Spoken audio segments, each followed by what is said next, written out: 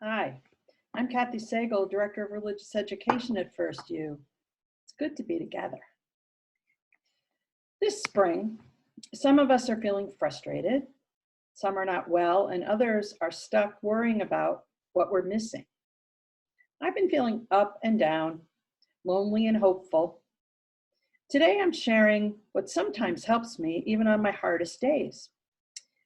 If I can just get out of my own way, out of my worry and confusion, and do something to help someone else, when I cheer up a friend or check on someone I know is alone, thank people like my letter carrier Ed, or even go outside to care for a pansy or other living thing, I begin to comfort myself.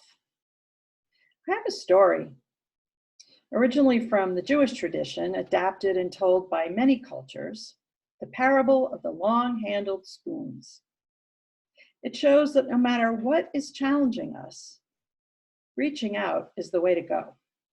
From the words of Elizabeth Tarbox, don't stay home and cover your head with a pillow. You have before you a day full of opportunities for living and giving.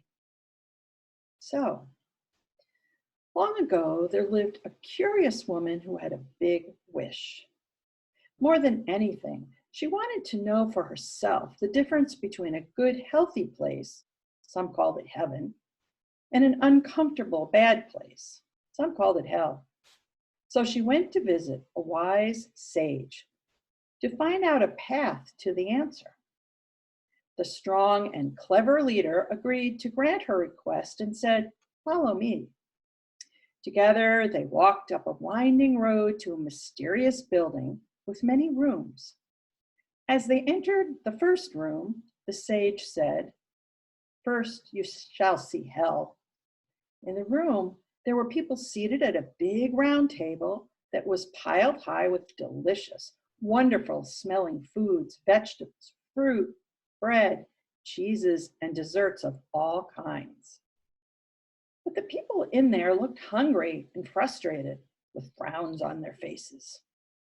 You see, they couldn't eat the feast because they had very long-handled spoons strapped to their arms so that when they took food from platters, they couldn't get the food into their mouths, like this.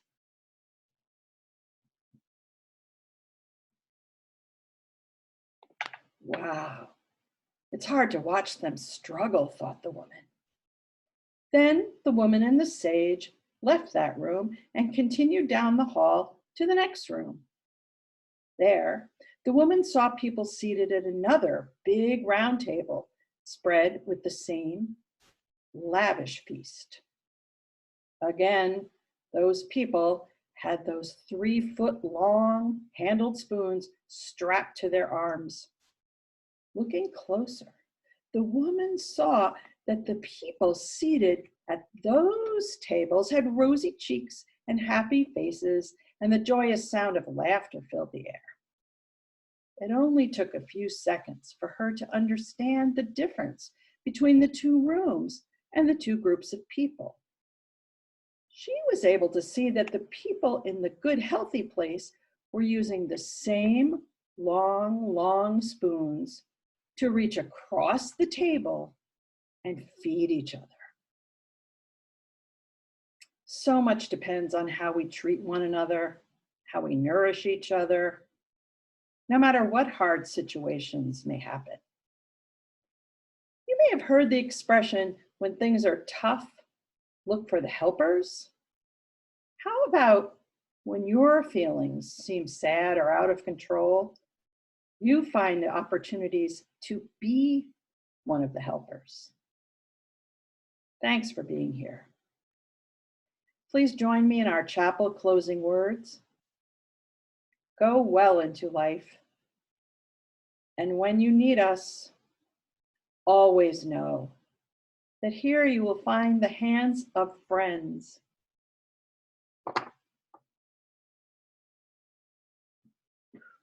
Carry the flame of peace and love until we meet again.